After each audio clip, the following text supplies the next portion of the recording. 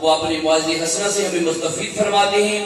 آپ نے جوش کے ساتھ اور محبت کے ساتھ نعرے کا جواب دینا ہے. نعرہ تکبیر، نعرہ رسالت، نعرہ حیدری، نعرہ حیدری، نعرہ تحقیق، علماء حق اہل سنت. شاہ صاحب یہ تو شعر پڑھ لو. اٹھو اٹھو نہ کھڑے ہو جاؤ، پڑھو.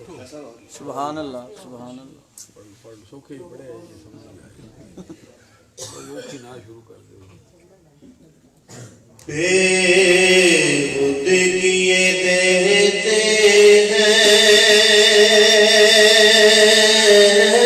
انداز جان بانا. بے خود کیے دیتے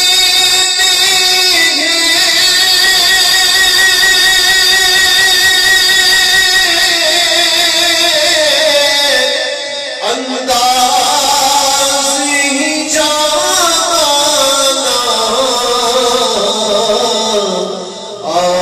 دل میں تجھے رکھ دو اے جلوائے جانا. دل میں تجھے رکھ دو اے جلوائے جانا. پینے کو پی لوں گا پر شرط ذرا سی ہے. پینے کو پی لوں گا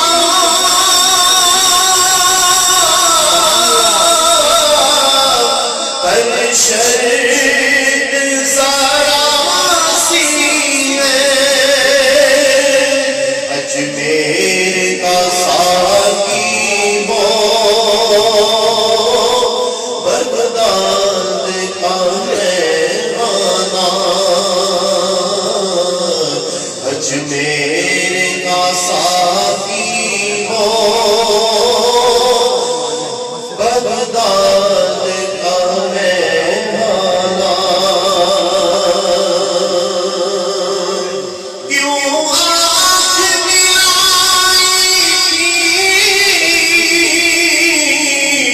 کیوں دید کرائی تھی، کیوں آنکھ دلائی تھی،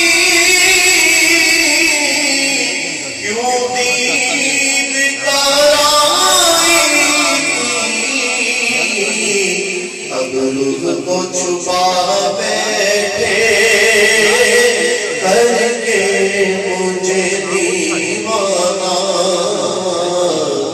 بے خود کیے دیتے ہیں انداز کی جانا.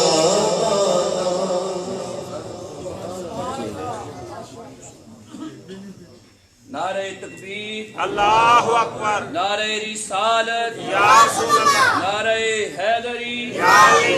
نعرہ تحقیق، حق جاریہ. علماء حق اہل سنت زندہ باد. تاجدار ختم نبوت زندہ باد، زندہ باد، تاجدار ختم نبوت زندہ باد، زندہ باد.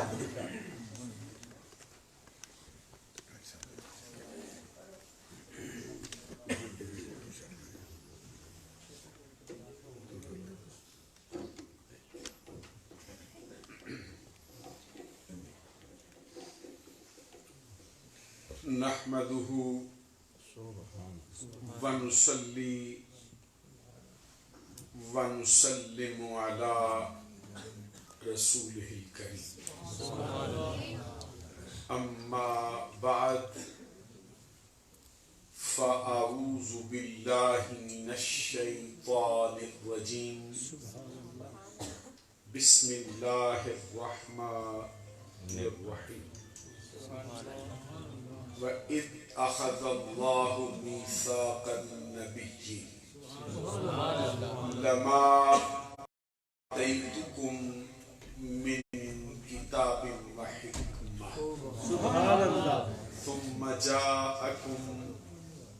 رسول مصدق لما معكم لتؤمنن به ولتنصرنه قال أأقررتم وأخذتم على ذلكم إصري سلموا تسليما. سبحان اللہ. الصلاة والسلام عليك يا رسول الله وعلى آلك وأصحابك يا حبيب الله. الله رب محمد صلى عليه وسلم نحن عباد محمد صلى عليه وسلم صلاة وسلاما عليك يا رسول الله.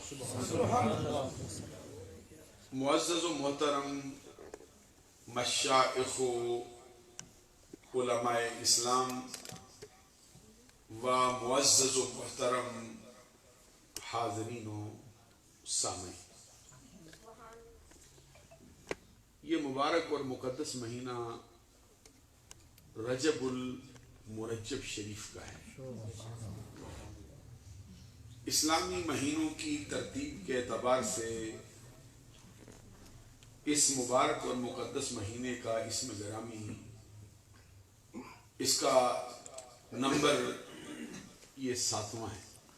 سبحان اللہ. اور قرآن مجید نے اور احادیث صحیحہ نے اور نظریہ اہل سنت میں اس مبارک اور مقدس مہینے کو ان مہینوں میں شمار کیا ہے جو سال کے بقیہ مہینوں میں فضیلت اور اہمیت دوسروں کے مقابلے میں رکھتے ہیں. سبحان اللہ. اس سے پہلے اسلامی سال کی مہینوں کی ترتیب کے اعتبار سے 6 ماہ گزر چکے ہیں. اس کے بعد 5 ماہ آئیں گے اور یہ سلسلہ جاری رہے گا اور پھر ان کے مکمل ہونے کے بعد نیا سال شروع ہوگا. یہ درمیان میں مہینہ آیا ہے، اس کا اسم گرامی ہے رجب المرجب. قرآن پاک میں اللہ تبارک و تعالیٰ کا فرمان ہے ان عدت الشہور عند اللہ 12 شہرا فی کتاب اللہ سبحان اللہ. یوم خلق السماوات والارض منها 4 حرم ذلك الدین القیم. سبحان اللہ. اس کا مطلب یہ ہے کہ اللہ تبارک و تعالیٰ کے ہاں اللہ کی کتاب میں سال کے مہینوں کی تعداد 12 مقرر ہو چکی ہے. سبحان اللہ. کب سے ہوئی ہے؟ یوم خلق السماوات والارض، اس دن سے مہینوں کی تعداد 12 ہے جس دن سے زمین و آسمان کی پیدائش ہوئی. سبحان اللہ. منہا 4 حرم، اور ان 12 میں سے 4 مہینے ایسے ہیں جن کی بہت حرمت ہے، سبحان اللہ. ان کا بہت احترام ہے، ان کی بہت فضیلت ہے، اور ان مہینوں کے خصوصی احکامات. وہ 4 مہینے کون سے ہیں؟ 3 مہینے اس میں مسلسل ہیں، 1 مہینہ سال کے درمیان میں ہے، سبحان اللہ. 2 مہینے سال کے بالکل آخر میں ہیں، 1 مہینہ سال کے آغاز میں. سبحان اللہ. جو سال کے آغاز میں ہے اس کا نام ہے محرم الحرام. اسی سے اسلامی سال کے مہینے کی ابتدا ہوتی. ہمارے عرف میں ان مہینوں کو قمری مہینے کہا جاتا ہے، سبحان. یعنی جن کا تعلق چاند سے ہوتا ہے. اور آپ کے علم میں یہ بات بھی ہونی چاہیے کہ اہل اسلام کے ہاں جو تاریخ کی تبدیلی ہوتی ہے اس کا تعلق دن سے نہیں ہوتا، یا جو زمانے کا معمول ہے کہ کسی کے ہاں تاریخ رات کے 12 بجے تبدیل ہوتی ہے، جیسے آپ گھڑی دیکھتے ہیں نا، رات کے 12 بج گئے، کہتے ہیں یہ اب نئی تاریخ آ گئی۔ یہ عیسائیوں کا نظریہ ہے۔ کچھ لوگ ہیں جن کی دن کی اور تاریخ کے بدلنے کی جو وقت ہے وہ دن کے 12 بجے ہوتا ہے، دن کے 12 بج گئے ان کے ہاں تاریخ تبدیل ہوتی ہے۔ کچھ لوگ ہیں جن کے ہاں تاریخ کی تبدیلی سورج کے طلوع سے ہوتی ہے۔ ہمارے ہاں جو تاریخ کی تبدیلی ہے وہ سورج کے غروب سے ہوتی ہے۔ آفتاب غروب ہوتا ہے، پھر آگے نیا دن شروع ہو جاتا ہے، اور پھر جب چاند طلوع ہوتا ہے پھر نیا مہینہ شروع ہو جاتا ہے۔ سبحان اللہ۔ اللہ کرے یہ ہمارے نو نہالان قوم کو یہ ایام بھی یاد کرائے جائیں۔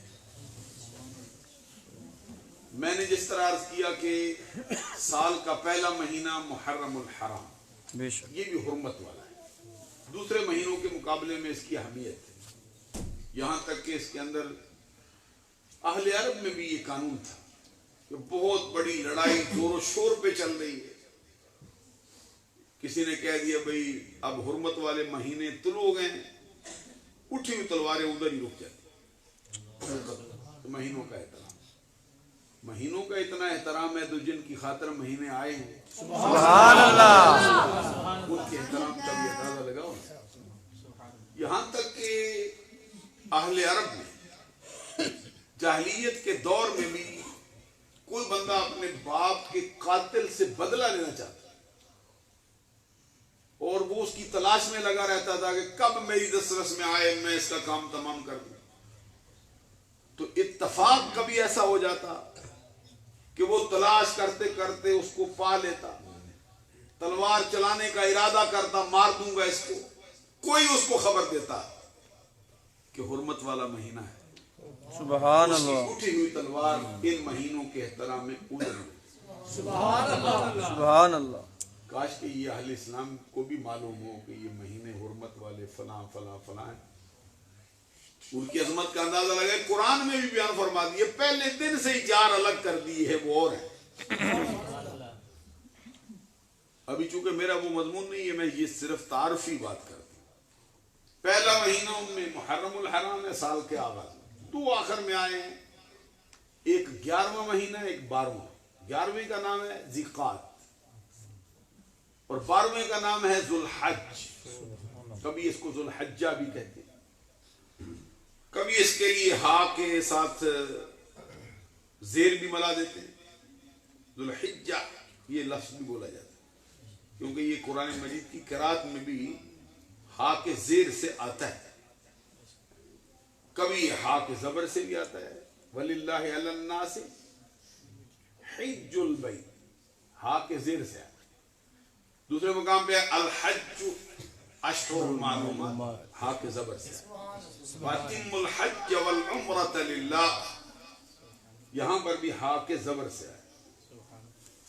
یہ دو مہینے حرمت والے سال کے آخر میں آئے، جو درمیان میں آیا 6 ماہ ایک طرف ہے، 5 ماہ ایک طرف ہے، درمیان میں وہ ہے، اس کا نام ہے رجب المرجب۔ رجب المرجب۔ رجب المرجب کے مبارک اور مقدس مہینے میں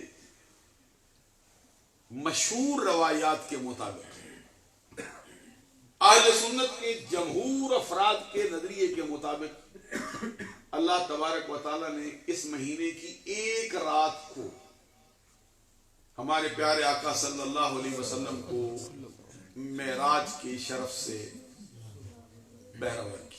سبحان اللہ۔ اور معراج کے شرف سے بہرور ہونے کا کیا مطلب تھا کہ نبی اکرم صلی اللہ علیہ وسلم کو اس رات میں عروج کی انتہا کر دی گئی. ایسا عروج دیا گیا ہے حسی اعتبار سے بھی اور معنوی اعتبار سے جس کا انسانی عقل اور انسانی فکر تصور بھی نہیں کر سکتی کہ اتنا بھی ہو سکتا ہے. اور اس میں نبی اکرم صلی اللہ علیہ وسلم کے صدقے سے کائنات کی ہر شے نوازی گئی. سب کو عروج ملا ہے. سبحان اللہ. اب یہ مسئلہ بھی سمجھنے والا ہے کہ سب کو عروج اس اعتبار سے ملا ہے کہ ان کو ہمارے پیارے آقا صلی اللہ علیہ وسلم کے قدموں سے نسبت ہو گئی. سبحان اللہ. ہر کسی کا معراج ہوا ہے کہ وہ سرکار سے نوازے گئے. اور سرکار کا معراج یہ ہے کہ آپ نے اپنے سر کی آنکھوں سے بحالت بیداری جاگتی آنکھوں کے ساتھ بقائم ہوش و حواس جاگتے ہوئے سر کی آنکھوں سے اپنے رب ذوالجلال کے جلووں کے نظارے کی. یہ شرف ایسا ہے جو اللہ کی مخلوق میں آپ کے سوا کسی ایک کو بھی نہیں ملا ہے. نہ کسی نبی کا حصہ ہے, نہ کسی پیغمبر کا حصہ ہے, نہ کسی رسول کا حصہ ہے, نہ کسی جلیل القدر فرشتے کو ملا ہے. اللہ کی ساری مخلوق میں یہ شرف صرف ہمارے آقا صلی اللہ علیہ وسلم کو عطا ہے. نعرہ تکبیر, نعرہ حیدری, نعرہ حیدری, نعرہ رسالت, تاجدار ختم نبوت, تاجدار ختم نبوت, تاجدار ختم نبوت. یہ معراج میں نبی اکرم صلی اللہ علیہ وسلم کو جو اللہ کے جلووں کے نظارے ہوئے, یہ کتنا بڑا مرتبہ اور مقام ہے کہ ایک موقع پر اللہ کے ایک برگزیدہ نبی جن کا اسم گرامی ہے حضرت موسیٰ کلیم اللہ علیہ السلام, یہ اتنے جلیل القدر پیغمبر ہیں کہ اللہ کی مخلوق میں, ساری مخلوق میں اہل سنت کے نظریے کے مطابق ترتیب کے اعتبار سے ان کا تیسرا نمبر. دو پیغمبر ان سے اوپر مرتبے میں ہیں, اس کے بعد سارے پیغمبر ان کے بعد. جو بڑے ہیں ان میں سے ایک ابراہیم خلیل اللہ علیہ السلام, سبحان اللہ. اور وہ ہستی جو سب سے بڑی ہے, وہ بغیر اشارہ کیے سب کو ہی معلوم ہے کہ وہ آمنہ کے لال صلی اللہ علیہ وسلم. سبحان اللہ. حضرت موسیٰ کلیم اللہ علیہ السلام کی شریعت کو فروغ دینے کے لیے رب نے 4000 نبی ان کے دین کی تبلیغ کرنے کے لیے مبلغ بنا کے بھیجے. سمجھیے بھی آئیے آپ, 4000 نبی جن کی شریعت کا مبلغ بن کے آیا ہے. سبحان اللہ. اس نبی کی اپنی عظمت کا اندازہ لگاؤ. ان کو اللہ تبارک و تعالیٰ نے جو کتاب عطا فرمائی ہے اس کا نام ہے تورات. ویسے آسمان سے جو کتابیں اتری ہیں آپ کو معلوم ہے ان کی تعداد ہے 104. یہ 4 جو مشہور ہے اس کا مطلب ہے یہ بڑی ہے. اصل یہ ہے کہ آسمانوں سے جو کتابیں اتری ان کی تعداد ہے 104. 4 ان میں سے بڑی. اس وجہ سے ہمارے عرف میں مشہور ہے کہ آسمان سے 4 کتابیں ہوتی ہیں, کیونکہ یہ ایک نظریہ ہے جس پہ تھوڑا یہ طالب علموں والی بات ہے. میں ادھر بڑھاتا نہیں ہوں کہ بہت زیادہ میری تقریر لمبی ہو گئی. آسمان سے 4 کتاب, اور سب کتابیں جو اتنی ہیں وہ نجمن آیتن آیتن جتنی ضرورت ہوتی تھی اس قوم کو اس کے مطابق نازل ہوتی, تھوڑی تھوڑی تھوڑی تھوڑی تھوڑی تھوڑی. قرآن پاک آپ کو معلوم ہے ایک محتاط اندازے کے مطابق اس کی 6666 آیات، سبحان اللہ، 22 سال 2 ماہ 22 دن کے عرصے میں یہ نازل ہوئی۔ 22 سال 2 ماہ 22 دن اس کے نزول میں لگے۔ سبحان اللہ، اس سے پہلے جو کتاب آئی ہے وہ انجیل حضرت عیسیٰ روح اللہ کلمت اللہ علیہ السلام کو ملی۔ اس سے پہلے جو کتاب آئی ہے وہ زبور حضرت داود علیہ السلام کو ملی۔ کیا نام ہے؟ داود علیہ السلام۔ داود، دو طرح سے اس کا جو پروننسیشن ہے وہ کرتے ہیں، داؤد بھی کہتے ہیں، جو قرآن مجید کی قرات میں اس کو کہتے ہیں داود۔ ان کو زبور اللہ نے عطا کی اور ان کو اللہ نے پھر اور فضیلتوں سے نوازا ہے۔ اللہ کے سارے نبی اس کے خلیفہ ہیں، لیکن بعض نبیوں کو اللہ نے بطور خاص خلیفہ بھی کہا ہے قرآن میں۔ ان میں سے ایک آدم علیہ السلام ہے، ایک داؤد علیہ السلام ہے۔ تو اس سے پہلے آئے ہیں موسیٰ کلیم اللہ علیہ السلام۔ سب کو جو کتابیں ملی نجمن نجمن آیتن آیت، تھوڑی تھوڑی تھوڑی تھوڑی، لیکن جو تورات موسیٰ علیہ السلام کو ملی ساری کی ساری اکٹھی سڈنلی، یہ بھی موسیٰ علیہ السلام کی ایک فضیلت ہے۔ اللہ کے جتنے نبی دنیا میں آئے، مسئلہ سمجھ آتا ہے نا؟ نہیں آتا؟ جتنے نبی آئے سب پدیشی نبی، سب کو نبوت کا فیصلہ پہلے موجود۔ کوئی ایسا نہیں ہوتا کہ نبی نہ وہ پھر بنا دیا جائے، لیکن موسیٰ علیہ السلام کا اللہ کی بارگاہ میں وجاہت کا حال یہ ہے، اللہ نے جب ان کو کہا کہ نبوت کا اعلان کرو، چن لیا ہم نے تم کو، انہوں نے دعا مانگی مولا میرے بھائی کو بھی دے دے۔ سبحان اللہ، سبحان اللہ، اللہ تبارک و تعالیٰ نے پھر ان کی دعا کے نتیجے میں ان کے بھائی کو بھی نبی بنا دیا، ہارون علیہ السلام۔ سبحان اللہ، اسی لیے اہل سنت میں یہ نظریہ پایا جاتا ہے کہ سارے نبی پیدائشی ہیں سوائے ایک کے، سوائے ایک نبی کے۔ وہ کون ہے؟ ہارون علیہ السلام۔ عمر میں حضرت موسیٰ علیہ السلام سے یہ بڑے، چھوٹے نہیں، بڑے نہیں، چھوٹے نہیں بڑے۔ حضرت موسیٰ کلیم اللہ علیہ السلام کو اللہ تبارک و تعالیٰ نے ایک جابر اور ایک ظالم اور ایک کافر بگڑا ہوا بادشاہ تھا جو کہتا تھا آنا ربکم الاعلی، صرف یہ نہیں کہتا میں تمہارا رب، کہتا میں تمہارا سب سے بڑا رب ہوں۔ اس کی طرف موسیٰ علیہ السلام کو بھیجا، جاؤ اس کو للکار دو۔ سارے نبیوں کو اللہ رب العزت نے اخلاق کا منبع بنایا۔ حضرت موسیٰ کلیم اللہ علیہ السلام بھی اخلاق کے بہت اونچے مرتبے پر فائز۔ سارے نبیوں کو قوم نے تانے دیے، آگے سے نبیوں کا جو انداز تھا وہ اور ہوتا تھا، بہت اس میں طبیعت مصالحانہ ہوتی تھی۔ کسی نے کہا کہ آپ جھوٹ بولتے، کہتے نہیں میں جھوٹ نہیں بولتا۔ کسی نے کہا کہ آپ نادان ہیں، آپ نے کہا نہیں ہم نادانی نہیں کرتے، سچی بات کرتے، حقیقی ہم عقل مند ہیں۔ موسیٰ علیہ السلام سے جب کہا نا کہ آپ پہ جادو ہو گیا ہے، تو آپ نے کوئی اس طرح کا جملہ نہیں کہا کہ مجھ پہ، تجھ پہ ہو گیا ہے، یعنی آپ ترکی بادشاہ کو ایسے مخاطب کر کے اس کو للکارتے تھے، یہاں تک کہ مزاج میں اللہ نے تیزی بھی رکھی۔ موسیٰ کلیم اللہ علیہ السلام سرکار فرماتے جب معراج کی رات گیا ہوں میں نے دیکھا ہے کہ اللہ کی بارگاہ میں اونچا اونچا بولتا ہے، اونچا بولتا ہے۔ سرکار نے فرمایا میں نے جبریل سے پوچھا یہ کون ہے اللہ کی بارگاہ میں اونچا بولتا ہے؟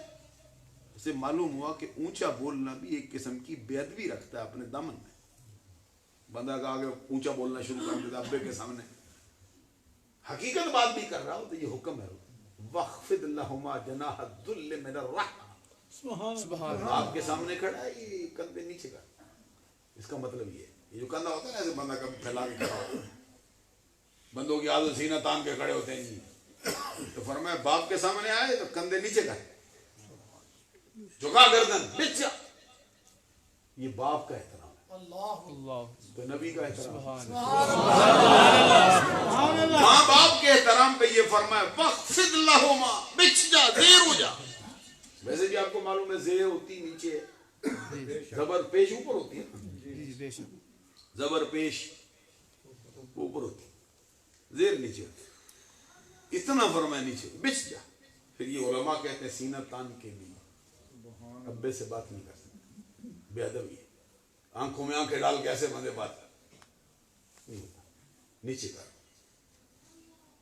اور اس کے لیے عاجزی کی انتہا کر ربے کے لیے، وہ انتہا نہیں جو اس کو عبادت کہا جاتا ہے، تعظیم کی حد تک کر.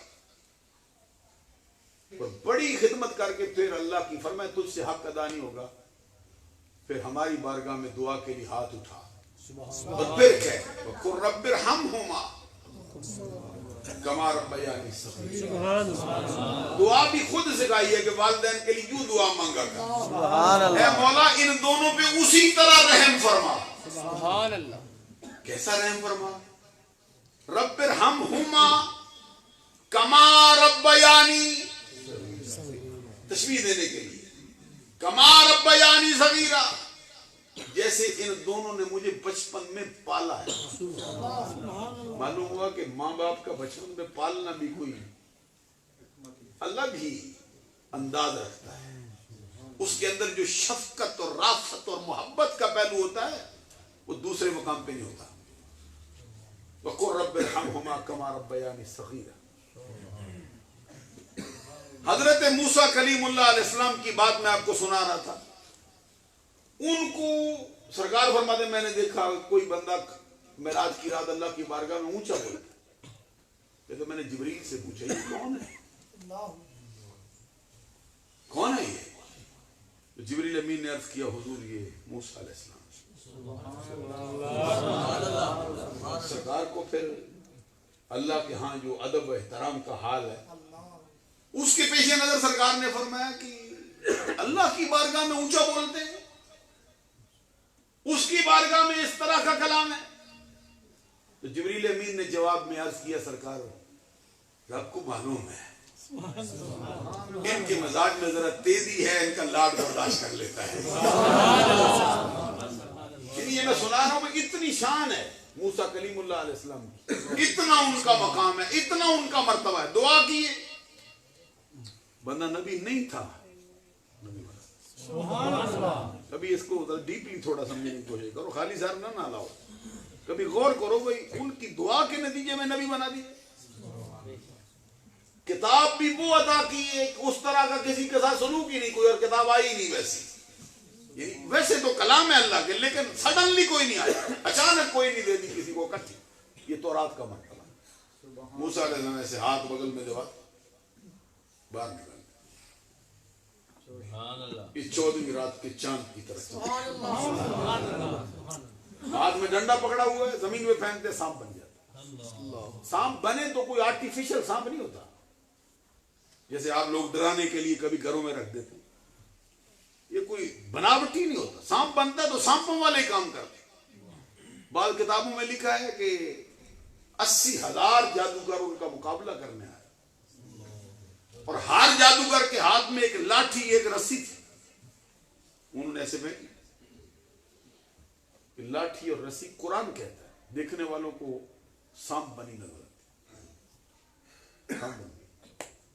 حقیقت تو نہیں بدلی لیکن لوگوں کی آنکھوں پہ ہو گیا اثر. اچھل رہی کود رہی ہے. زمانہ ڈر کے بعد 1,60,000 سانپ ہو، ایک بھی چھوٹا سا چٹکا چلا دو کوئی رہتا ہے؟ بشمول مولانا بھی تشہیر لے جائیں گے. جان بجان فرق ہوتا ہے. سمجھ آتی ہے نہیں؟ 1,60,000 سانپ ایسے اچھلا کود رہا. بعض نے کہا ہے کہ وہ 300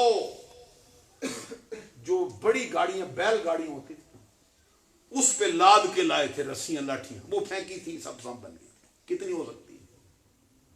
تو موسیٰ کلیم اللہ علیہ السلام کو اللہ نے فرمایا ذرا یہ سانپ پھینک، اپنا عصا پھینک، ڈنڈا پھینک.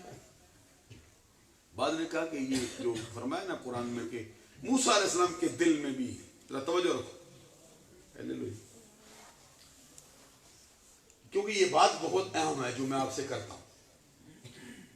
بعض نے کہا کہ موسیٰ علیہ السلام یہ فرمایا نا کہ اللہ نے فرمایا لا تخف، خوف نہ کھا. موسیٰ کو بھی خوف ہو سکتا ہے؟ تو بولو یہ اللہ نے تو فرمایا. موسیٰ علیہ السلام سے فرمایا کہ نہ ڈر، نہ خوف نہ کھا. کس کا کیا خوف تھا؟ ہمارے علماء کو اللہ نے یہ معرفت عطا کی، یہ مسئلے کی وہ رسائی عطا کی، وہ انتہا عطا کی. وہ کہتے ہیں اس سے نہیں ڈرے تھے موسیٰ علیہ السلام کے سانپوں سے ڈر گئے. یہ دل میں خدشہ پیدا ہوا تھا کہ جن لوگوں نے کو بلایا گیا ہے مناظرہ دیکھنے کے لیے، یہ مقابلہ دیکھنے کے لیے، کہیں میری بات سنے بغیر چلے نہ جائیں. یہ دل میں خدشہ پیدا ہو گیا. اللہ نے فرمایا کیوں گھبراتا ہے؟ ہمارے چودے میں ان کے دل ہیں، ادھر ہی کھڑے کریں.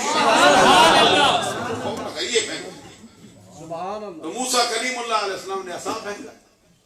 اب پھینکا ہے تو وہ بہت بڑا اژدہا، اس کو اردو میں کہتے ہیں آج. اب تو پڑھتے ہیں ازدہا. یہ لفظ کیا ہوتا ہے؟ آج. یہ ایک اردو کی قرات ہے.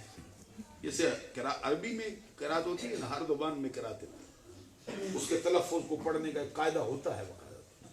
اس کو پڑھتے ہیں آج دہا فارسی سے لیا گیا ہے، ادھر سے. سعدی شرازی رحمۃ اللہ علیہ کا ایک شعر بھی ہے جس میں انہوں نے آج دہا کا ذکر کیا ہے. یہ کسی کو شاید یاد ہو یا سو نہ رہے ہوں، کیونکہ بڑے بڑے افراد تشریف فرمائے. میں چاہتا تھا کہ مجھے سب کے نام دیں، میں ذرا لوں، میرے گناہوں کا کفارہ ہو جائے گا اچھے بندوں کا نام لینا.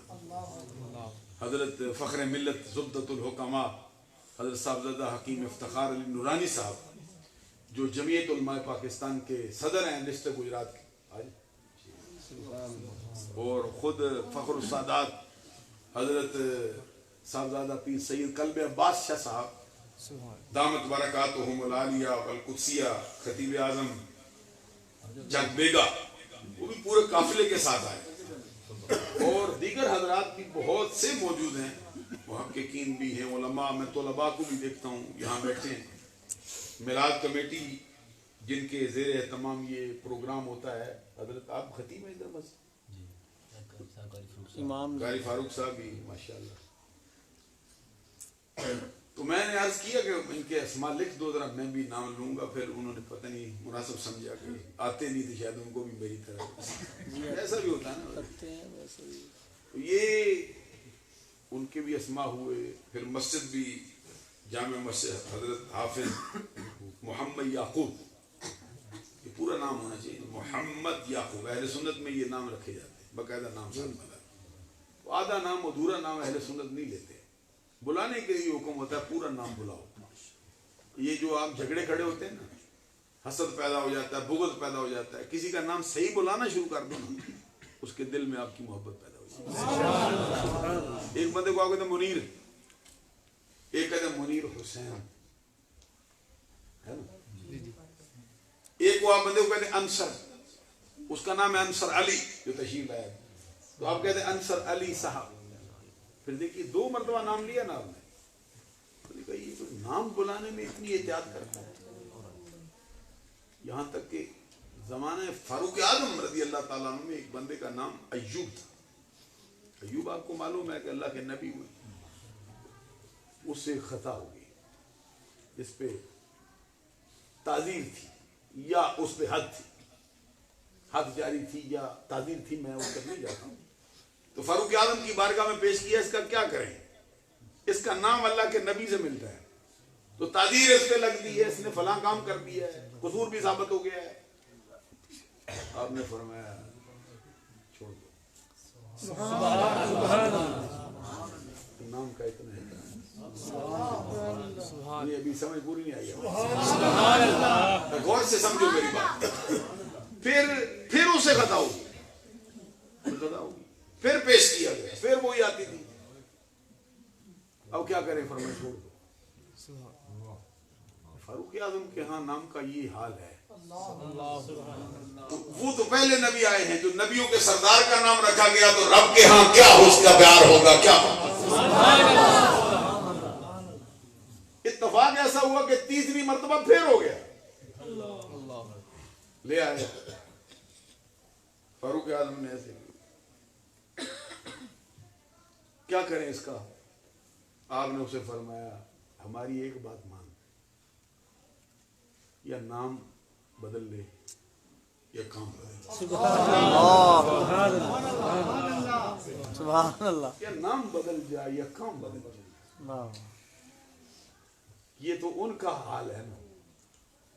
تو قیامت کے دن فرمایا جس کا نام محمد ہوگا فرمائیں گے لے جاؤ جانے دو جنت میں. کوشش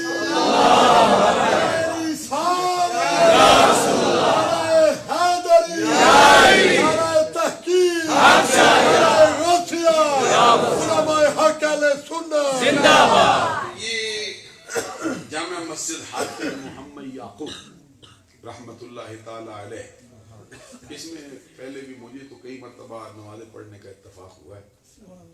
شاید آپ کو یاد نہ ہو لیکن میں تو کئی مرتبہ نماز یہاں پڑھ چکا ہوں.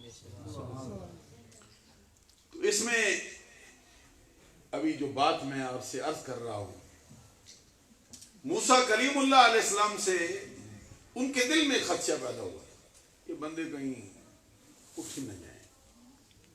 معلوم ہوا کہ قرآن پاک کا ترجمہ بھی اردو بازار سے نہیں سمجھ آتا، بے شک بے شک استاد سے سمجھ آتا. سبحان اللہ.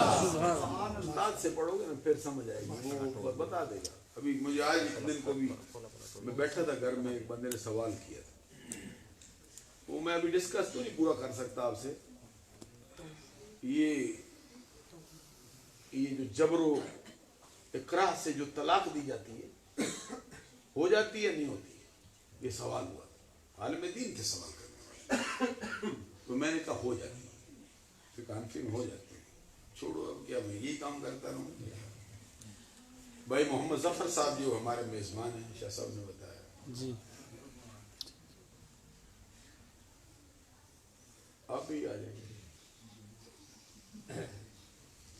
حضرات جو میں بات عرض کر رہا تھا، پھر مجھے کہتے ہیں کہ اگر زبان سے بولتا ہے پھر ہوتی ہے، لکھ کے دیتا ہے پھر کیوں جاتی ہے. میں نے کہا نہیں، زبان سے نہ کہے، جبر و اکراہ سے لکھ کے دے، پھر اس پہ وہ طلاق کا حکم جاری نہیں کرے. وجہ کیا ہے؟ حالانکہ وہ لکھنا تو کہنے کے قائم مقام ہوتا ہے.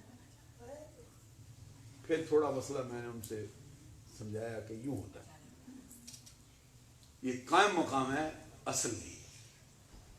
اصل میں دیکھیں آپ وضو کرتے ہیں، وضو اصل ہے. تیمم جو ہے وہ اس کا خلیفہ ہے، قائم مقام ہے. وضو میں آپ نے وضو کی نیت نہیں کی ہے تو وضو تو ہو گیا ہے. سمجھ آتی ہے؟ غسل بھی کرتے ہیں، نیت نہیں کی ہے، غسل ہو گیا. تیمم میں نیت نہیں کی ہے، تیمم نہیں ہوگا، نہیں ہوگا. کیوں جی؟ فرض ہے، سمجھاؤ نا، نیت فرض ہے. فرض کیوں ہوئی؟ وہی سمجھنا چاہتے ہیں. اس لیے کہ وہ اصل نہیں. مٹی جو ہے یہ اصلاً یہ طہارت کے لیے نہیں، بے شک پانی اصلاً طہارت کے لیے. بے شک تو میں ان سے عرض کر رہا تھا کہ یہ مسئلے استاد ہی سمجھاتے ہیں. بے شک. اسی لیے جو بھی پڑھنا چاہو نا کسی سنی استاد سے پھر سمجھے گا، کھلے گا. میں خود کالج میں پڑھتا تھا، مجھے یاد ہے ہمارا ایک استاد ادھر بڑا قابل پروفیسر تھا، وہ اردو کا ٹیچر تھا، لاہور سے پڑھتا تھا. اقبالیات پڑھاتے تھے. وہ تھوڑا حصہ اقبالیات کا بھی اس میں آتا ہے. وہ اس کا نظریہ یہ تھا کہ مولویوں کے پاس جانے کا کوئی مطلب نہیں، ویسے ہی پڑھ لیے کرو، ہو جائے گا کام. تو ایک دن انہوں نے اقبال کا ایک شعر تھا، اس کی تشریح کی.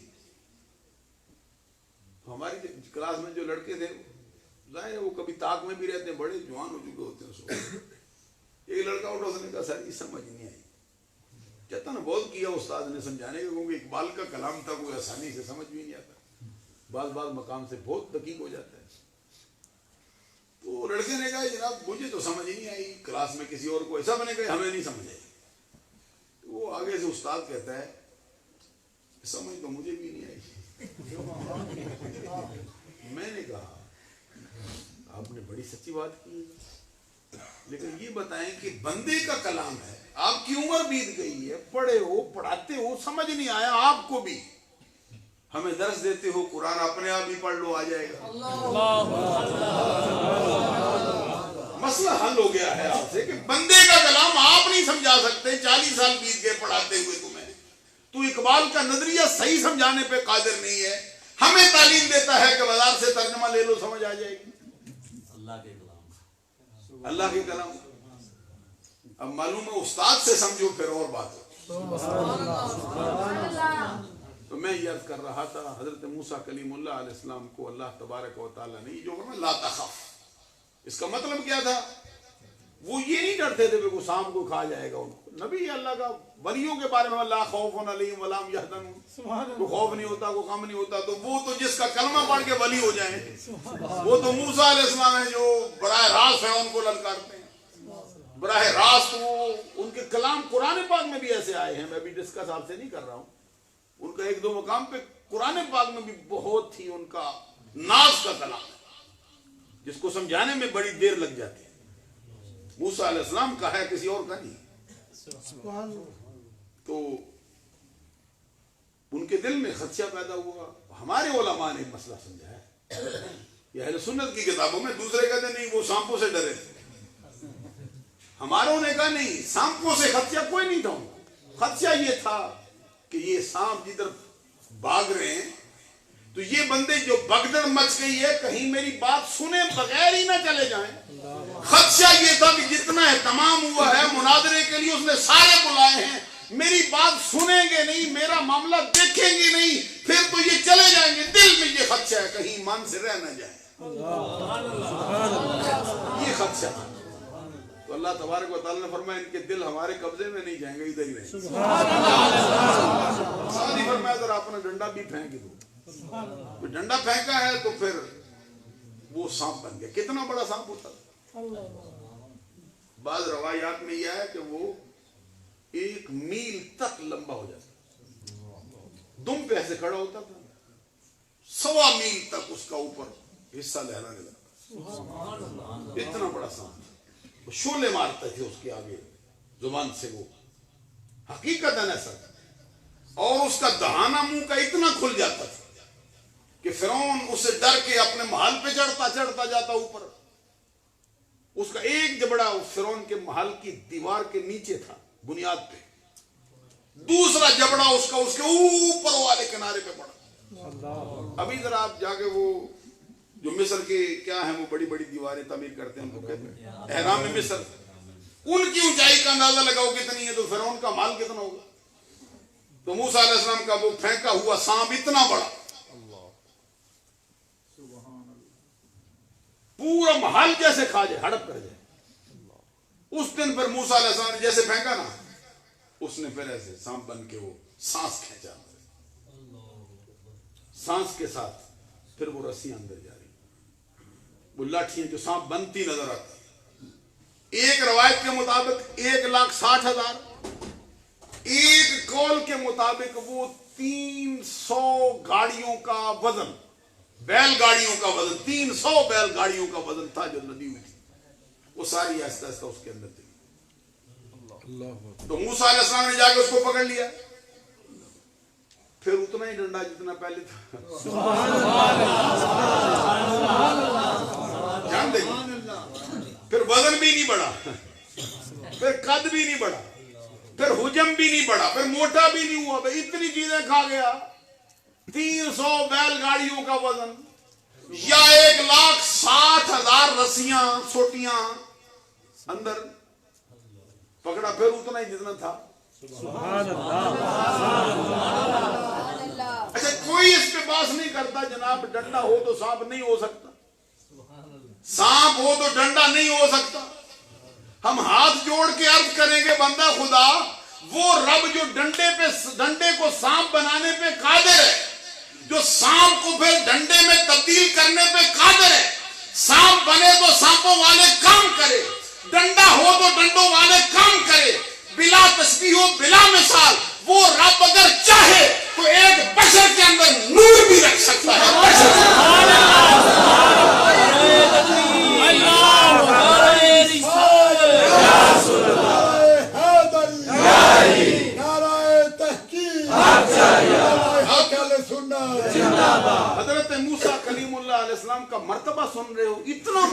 فرما دیں.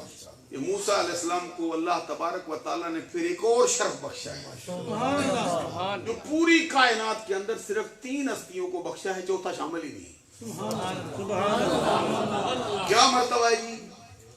براہ راست رب سے کلام ہوتا ہے, کوئی واسطہ نہیں درمیان. یہ 3 ہستیوں کو حاصل ہے. سب سے پہلے حضرت آدم کو ملا ہے. سبحان اللہ کہہ دو آدم.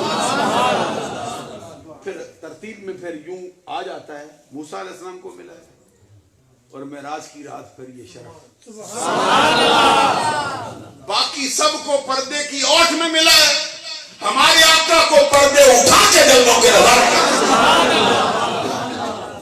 تو جب موسیٰ علیہ السلام نے اس کلام کا ردم سنا نا, کیا کوئی سمجھ سکتا ہے جی اس کلام کو؟ تو موسیٰ علیہ السلام کے دل میں لگن اور بڑھ گئی, تڑپ بڑھ گئی. جس آواز کا یہ فیض ہے اس کی ذات کے جلووں کا کیا فیض ہے؟ فوراً یہ عرض کیا, جھولی پھیلا کے دیں, رب ارنی, مولا مجھ کو دکھا, میں چاہتا ہوں میں تجھے دیکھوں. آگے سے ساتھ ہی جواب ہے, لن ترانی, ہرگز ہرگز تم نہیں دیکھ سکتے. ساتھ دعا کرنے والا نبی ہے, نبیوں میں بھی بڑا اونچا مرتبہ رکھتا ہے, اس کا بھی پھر ساتھ بیان فرما دیا. ساتھ ہی فرمایا تیری دعا کو اس طرح رد نہیں کرتا, ولیکن انظر الی الجبل فإن استقر مکانہ فسوف ترانی. سبحان اللہ. ہاں تیرے لیے ایک طریقہ ہو سکتا ہے, وہ کیا ہے؟ فرمایا اس پہاڑ کی جانب نظر کر, ادھر دیکھ, پہاڑ کو دیکھ. فرمایا ہم پہاڑ پہ تجلی ڈال دیتے ہیں. فإن استقر مکانہ, اگر یہ پہاڑ اپنی جگہ پہ قائم رہ گیا, فسوف ترانی.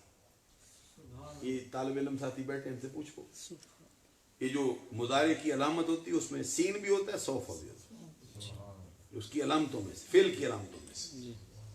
تو یہ فعل کی علامت سین آتا ہے بہت قریب مستقبل میں, سوفا آتا ہے وہ بھی قریب میں ہوتا ہے لیکن تھوڑے وقفے کے بعد. جیسے فرمایا سوف تعلمون, یہ فرمایا ہوگا قریبی لیکن تھوڑے وقفے کے بعد, فوراً نہیں ہوگا. اللہ تبارک و تعالیٰ فرماتا ہے اگر یہ پہاڑ جلوے کو برداشت کر گیا, پہاڑ بھی کوئی جلوے کو اثر ہوتا ہے, اس کو ڈیڈ سی چیز ہے پہاڑ, اس پہ دھوپ پڑے بارش ہے, کیا ہوتا ہے؟ کچھ ہوتا ہے, وہ تو ادھر ہی رہتا ہے, لیکن یہ جلوہ وہ نہیں. پر میں اس پہاڑ پہ جلوہ کر دیتے ہیں. وہ اگر پہاڑ برداشت کر جاتا ہے تو بھی اس کو دیکھ, اور وہ جلوہ منعکس ہو کر, جیسے آپ ڈالتے ہیں ادھر پڑتا ہے دیوار پہ پھر لوٹ کے آتا ہے, اس کو کہتے ہیں منعکس ہونا. یہ ادھر پڑے گا پھر منعکس ہو کے تیری طرف آئے گا. تو بھی دیکھتا رہے, اگر وہ برداشت کر گیا نا, جلوہ گاہ بن گیا, پھر تجھ پہ بھی وقت آئے گا, تو بھی دیکھے گا. اب قرآن کہتا ہے فلما, پھر جب وہ وقت آئے نا, تجلی ربہ للجبل, اللہ تبارک و تعالی نے وہ تجلی جب فرمائی پہاڑ پہ, پہاڑ کا کیا حال ہوا ہے؟ دکم وخر موسیٰ صاعقا.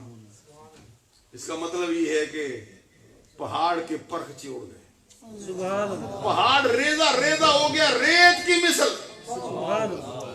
اور خود حضرت موسیٰ علیہ السلام کے حواس بھی قائم نہیں رہے, منعکس ہو گیا. آئیے ذرا توجہ کیجیے, منعکس ہو گیا. آئیے موسیٰ کلیم اللہ علیہ السلام کے حواس ہی نہیں قائم رہے. اب یہ لفظ میں زبان پہ لاتا نہیں کیونکہ نبی ہے, ہمارے ہاں احترام کا بہت ہی خیال رکھا جاتا ہے, اور ہونا چاہیے, ایمان کا تقاضا ہے. اب منعکس ہو کے پڑا ہے, ہوش قائم نہیں. اب کتنی تجلی پڑی, قاضی ایاز مالکی کہتے ہیں سوئی کا ناکا ہوتا ہے نا, سوئی کا ناکا اس سے بھی کم، اس سے بھی کم، اس سے بھی کم، اس سے بھی کم، اس سے بھی کم، 100واں حصہ نہیں، 1000واں حصہ نہیں۔ قاضی اعجاز وہ کہہ گئے، اتنا کہہ گئے کہ بات مکمل کر گیا، بعد نے کہا سوئی کے ناکے کا سب سے کم ترین 100واں حصہ 1000 کتنا ہوگا؟ جتنا کم، وہ بھی مرکز ہو گئے۔ آگے موسیٰ علیہ السلام کے ہوش قائم نہیں رہے۔ تو یہ جو معراج کی رات گیا ہے، سادی شرادی کا ایک جملہ حل کر دیتا ہے اس کو، وہ کہتا ہے موسیٰ دے ہوش رفت بیک پرتوے صفات۔ موسیٰ علیہ السلام کے ہوش قائم نہیں رہے تھے، اللہ تبارک و تعالیٰ کی صفت کی پرتو پڑھنے پر تو عین ذات میں نگری تو صفات کو نہیں دیکھتا تھا، تو براہ راست رب کی ذات کو دیکھتا تھا اور مسکراتا ہوا۔ نعرہ تکبیر، نعرہ رسالت، نعرہ حیدری، نعرہ تحقیق، آستانہ علیہ صلو کے شریف، آستانہ علیہ مراریہ شریف۔ موسیٰ دے ہوش رفت، حضرت موسیٰ کلیم اللہ علیہ السلام کے حواس قائم نہیں رہے، بیک پرتوے صفات، اللہ کی صفت کے ایک پرتو پڑھنے سے تو عین ذات میں نگری۔ کوئی سمجھتا ہونا پھر وہ پڑھ گیا، آپ کو چونکہ فرضی آپ کو آتی نہیں ہے تو آپ کیا پڑھ گیں گے؟ جس کو آتی ہے نا، جو سمجھتا ہے وہ سمجھے۔ تو عین ذات میں نگری در تبسمی، واہ واہ سبحان اللہ، واہ واہ واہ واہ سبحان اللہ۔ تو نے ادھر بھی تبسم کیا ہے، تیرے حوصلے کا حال یہ ہے۔ تو براہ راست رب کے جلووں کو نظارے کر رہا تھا اور مسکراتا ہوا واپس لوٹ رہا۔ تیری شان کہاں ہے موسیٰ علیہ السلام کی شان کہاں؟ سبحان اللہ۔ اور پھر میں آپ سے یہ بات عرض کروں، یہ صرف سمجھانے کے لیے کہہ رہا تھا، مضمون تو مجھے جو شاہ صاحب نے دیا ہے، میں ویسے مجھے تھوڑا مسئلہ ہوا ذہن میں، یہ تقریر کے لیے بلاتے ہیں مولوی کو، پھر ذرا مضمون کا بھی انتخاب اس مضمون موسم کے مطابق کیا کرتے ہیں، تاکہ بندوں کو کوئی یہ اشتہار چھپانے میں کوئی ایسا نہیں بھائی ادھر جس کے دل چاہے لگا دو میں بھائی، جیسے جو بندہ آدھا لکھ لکھ کے مولانا مسواک سے لکھ کے دے دے لے جا بھائی، الف کے لکھنا ہو تو وہاں پہ پیش لکھ دو، عین لکھ دو اور وہ لکھ دو۔ یار کچھ مجھے سمجھ نہیں آئی، میں نے کہا 2-4 بندوں کو میں پہلے تاریخ دی، میں نے بڑے خاص اہم پروگرام تھے، ایک ادھر انگلینڈ میں ہمارے بڑے قریبی وہ خاندان کے ساتھ ان کا تعلق ہے، میری نظر میں ان کا بہت احترام تھا۔ اس دن میرے 3 جلسے تھے اپنے ذاتی، ایک مسئلہ کھڑا ہو گیا تھا میر معاویہ رضی اللہ تعالیٰ عنہ کے بارے میں، ادھر انگلینڈ میں یاد آ بہت زور ہوا تھا اس میں، تو اس میں انہوں نے کچھ لوگوں نے ان سے سفارش کی کہ اس سے بھی بولا۔ میں نے کہا میں تو مصروف ہوں اس دن میں نہیں آ سکتا، 3 پروگرام ہے، میں ایک دن میں کیسے پہنچوں گا؟ انہوں نے کہا نہیں ہمارے لیے ضرور آؤ۔ میں نے دوسرے لوگوں سے کہا ٹھیک ہے میں آؤں گا ضرور، لیکن تھوڑا لیٹ ہو جاؤں۔ جب میں وہاں پہنچا تو وہ وہاں تھا ہی نہیں، وہ جس بندے نے سفارش کی نا، میں دیکھتا تھا وہ کدھر ہے، کوئی نہیں تھا۔ تقریر تو چلو اللہ کے کرم سے ہمارا فریضہ ہے، ہم نے کی، پھر میں سوچا، میں نے کہا کہ آج کے بعد یہ بندہ تاریخ کے قابل نہیں۔ ایک ادھر گجرات میں بھی ایک میرا بڑا پیارا عزیز ہے، اس نے مجھے کہا کہ فلاں جگہ پہ ٹائم دو ضرور، ایک ہوتا ہے ویسے ہی ٹائم کو مانگے تو جو ہوتا ہے وہ تو دیتے ہی نہیں۔ میں اس جلسے کو میں نے کاٹ کے دیا، معذرت کی معافی مانگی، انہوں نے کہا ضرور ہی دینا، عرس سے فلاں جگہ پہ جانا ہے۔ میں نے کہا آپ ہوں گے نہیں؟ کہتے میں تو آگے استقبال کروں گا آپ کو۔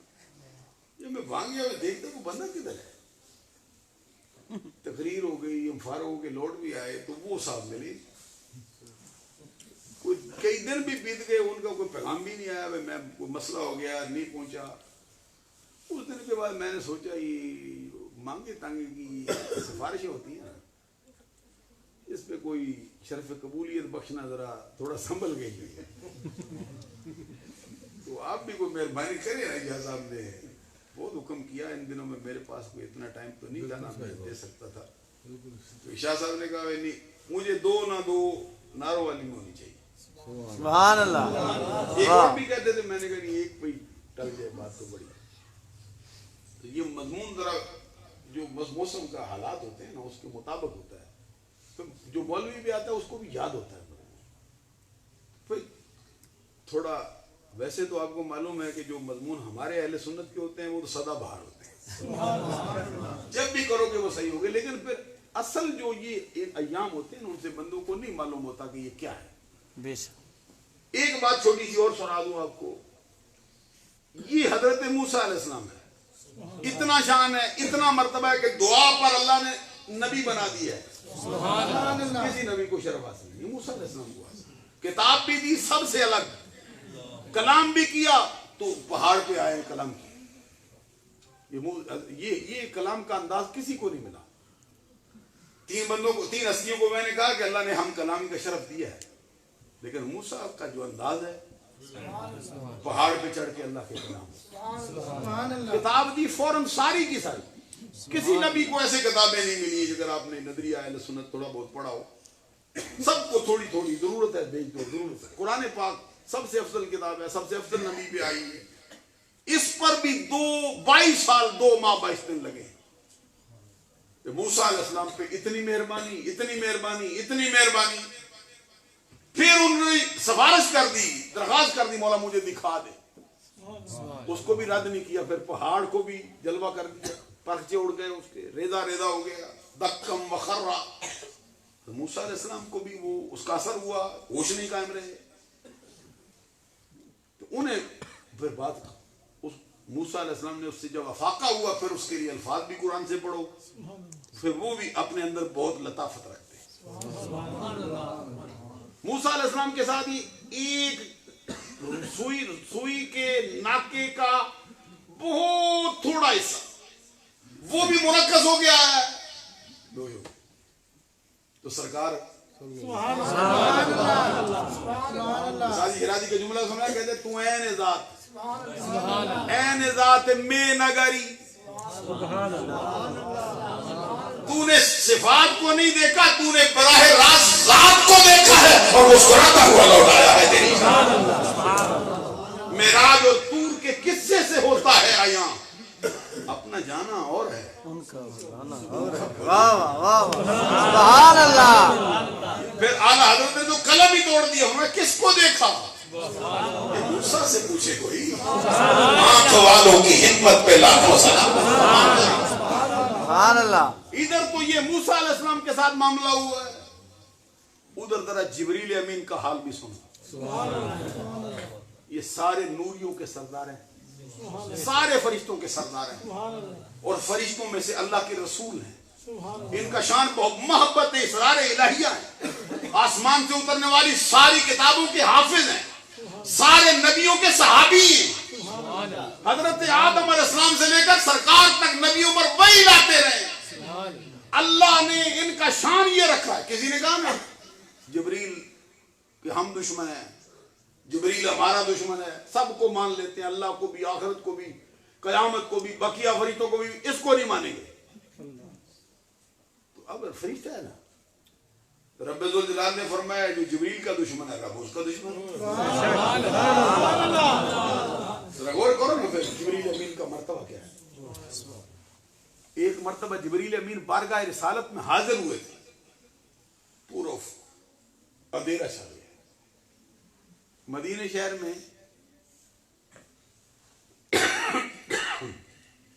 جیسے شام پڑ جاتی ہے نا, یہ حال ہو, اندھیرا گیا. تو سرکار نے جبریل سے پوچھا یہ کیا ہوا ہے, کدھر گیا سورج, کدھر گئی اس کی جو کرن, سورج کی کرن ہوتی ہے, شعاع ہوتی ہے, سورج کی شعاع ہوتی ہے. میں بھول جاتا ہوں اکثر چاند شعاع اور کرن سے نا, اس لیے آپ کو ذرا پوچھ لیا تاکہ تازہ کر دے. نہ کوئی شعاع رہی ہے, نہ کوئی اس کا اثر رہی ہے. کرن تو پہلے کہنا اس کو نہیں کہہ سکتے, وہ چاند کی ہوتی ہے. اس لیے وہ میں بھول رہا تھا نا, تو آپ نے پھر بلا دیا. धूप भी नहीं रही, उसका असर भी नहीं रहा। सरकार में क्या हुआ ये? जिब्रील अमीन कहते सरकार मैंने 2 पर फैलाए,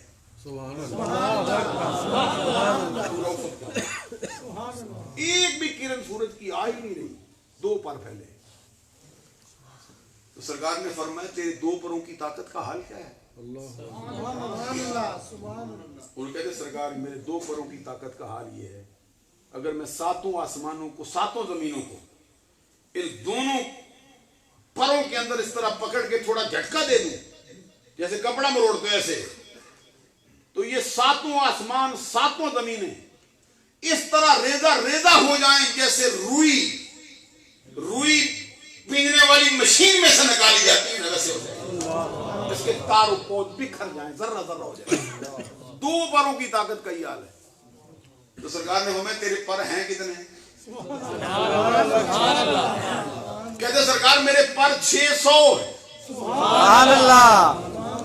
तो सरकार जब मेराज पे गए एक मकाम आया था जिसको आला हजरत ने फिर अपने लफ्जों में बयान किया है। तो कहते थके थे रूहुल नमी के बाजू, छूटा वो दामन कहाँ वो पहलू, ख्वाब छूटी उम्मीद टूटी, निगाहे हसरत के बलबले थे, सुराग ऐनो मता कहाँ था, निशान कैफो इला कहाँ था, न कोई साथी न कोई राही, न संग मंदल न मरहले थे, उधर से पहम तकादे आना, इधर का मुश्किल कदम बढ़ाना, तबारक अल्लाह शान तेरी, तुझी को ज़ेबा है बेनियादी, कहीं तो वो जोशे लंतरानी, कहीं तकादे बिसाल, कहीं अहमद करीबा सरवरे मुमज्जद, नसार जाऊं ये क्या नदा थी, ये क्या समा था, ये क्या मजे थे, गुमान इनका के झूठे नुक्तों, तुम अव्वलो आखिर के फेर में हो, मुहीत की चाल से तो पूछो किधर से आए किधर गए थे, वही है अव्वल वही है आखिर वही है बातिन वही है जाहिर, उसी के जलवे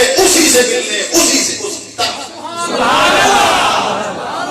सुभान अल्लाह। तो आका कौनैन सल्लल्लाहु अलैहि वसल्लम के साथ चलते रहे थे। जिब्रील पे सिदरा के मकाम पे आए ना तो रुक गए थे। तो सरकार ने फरमाया आगे भी चलो ना, इतना साथ दिया। तो जिब्रील अमीन ने अर्ज किया सरकार इससे आगे बढ़ गया ना फिर जो तजल्लियात का नजूल होता है उसके असर से जल के राख हो जाऊंगा।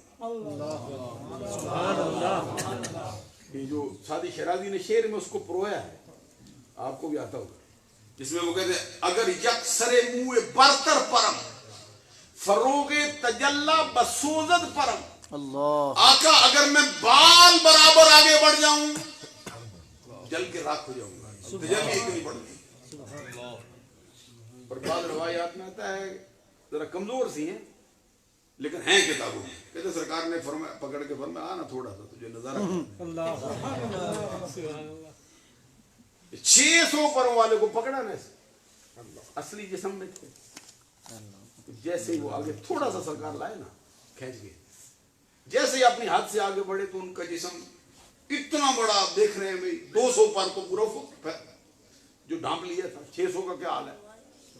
उनके जिस्म पे वो उसका असर ऐसा हुआ कि वो इतना छोटा सा हो गया ना जितनी छोटी चिड़िया होती, और पसीने में सर से लेकर पांव तक ना आ गए। अभी थोड़ा सा आगे सरकार ने फिर सरकार ने झटका दे दिया, ले चलो पीछे अपने मकाम पे, सिर्फ ये देख लो कि ये शाम किसका है। अब मैं ये कहना चाहता हूं जिसके 2 पर पूरा उफक डांप ले, जिसको अल्लाह ने 2 परों के अंदर इतनी ताकत दी हो, 7 आसमानों 7 जमीनों को वो इस तरह पकड़ के दबाए और उसको एक झटका दे दे, उसके तारों पौध बिखर जाएं, रेजा रेजा हो जाए, गली कूचे के खाक के जर्रों की तरह हो जाए, वो 600 पर वाला उधर खड़ा है आमिना कलारों से जाके